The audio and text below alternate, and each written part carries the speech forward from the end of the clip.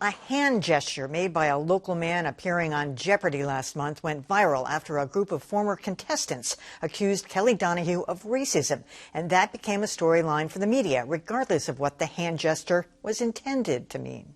It was during the introduction to the April 27th episode of Jeopardy that Kelly Donahue made this odd gesture.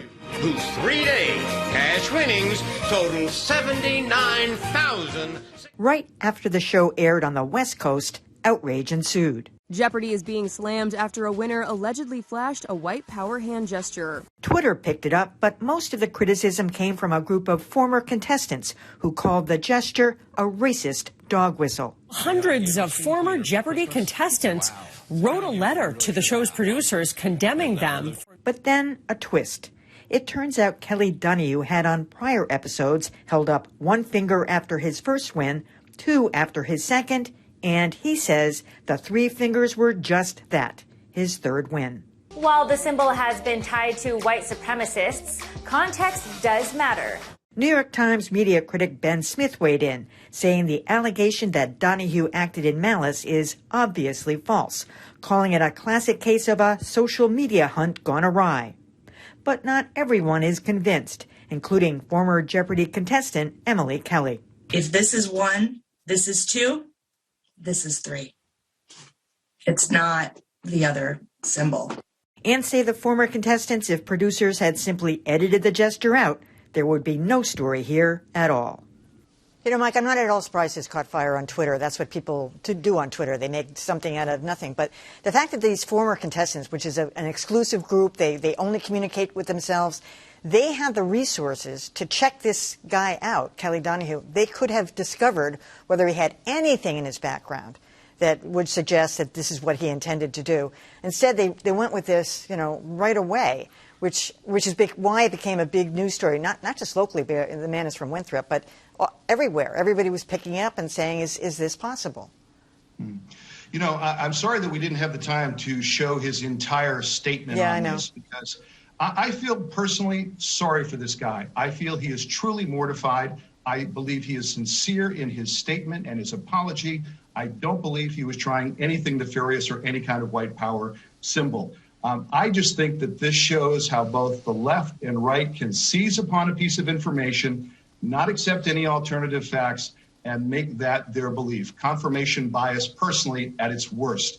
I also think that Jeopardy should do maybe a little better job in looking for these things and editing them out. I think generally they have done a good job because they've had a couple of other cases where these things come up. I just think it's a shame that Jeopardy, one thing that, should be everybody can agree on in the United States is just a game show, has turned into this. And I think Alex Trebek is probably rolling over in his grave. Mike, and as you pointed out, Jeopardy, those examples of things they've done in the past, I believe there was someone who did bunny ears at one point, because people do all kinds of different symbols at the end of a show. And then upon further reflection, I guess they went back and did another take where they asked them to not do the bunny ears. So, yeah, you're right. I mean, not only for the sort of obvious funny things that might be a little odd that need to be edited out, but in this current environment, we need to start looking for those, the show needs to start looking for those kinds of things, symbols. Maybe there should be some kind of a grab sheet that has all the various different symbols, just in case something is not deliberately done, but something might have the appearance of being one of those symbols. I think it's important for a show like that to edit it out. On the other point, though, is social media. Everyone, these points that have been made already are right on point, in that we have the power of, whether it's Twitter or Instagram or Facebook, right at our fingertips. And if anyone decides to go, all in on something, whether it's true or false, it can really ruin someone's life. And I hope in this case, I know he has many times over said that he did not intend anything by it. But this is one of those things that potentially could dog him for a long time. I mean, I think all of that is true. Here's one thing. Jeopardy wasn't thinking about doing this. I mean, if they edited anything out, to y'all's point, it was really about, silly stuff that didn't seem to match. So now they'll be more aware and pay attention. I think probably what got a lot of people's attention was these are former contestants. So they both know the show very well. They're paying attention very closely. And, that could be a good thing. And in this case, it could also hype up something that this guy says was not he did not intend to. As it happens, it's in the context of a lot of stuff that has happened that was intentional and people have denied.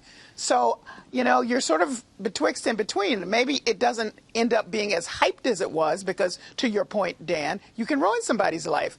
But there should be some kind of way to figure out, investigate, do something without all of this publicly discussed until you figure out what exactly is going on. I mean, I'm not quite sure how better they could have handled it because they weren't looking for it. Yeah. They just weren't, Yeah. It was awkward, to say the least.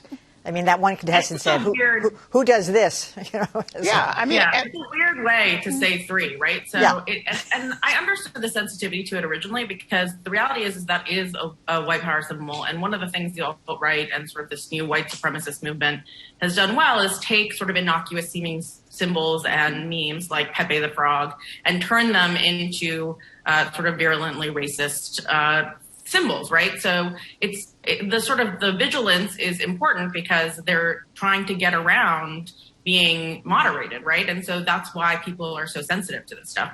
On the other hand, I don't have anything to say that everybody hasn't said, which is, I mean, this felt like a tempest in a teapot. This guy clearly just did something awkward and stupid, and the producers could have caught it and edited it out, but they didn't. And sometimes I think one thing we don't have room for in this country is levels of outrage. Like everything is a huge outrage, like everything is a 10 when it's like some things could just be a 2 and that would be okay. Well, this could have been real. My point was they could have discovered whether it was real. That group probably had the power to do that before they reacted, but they didn't. So they could have.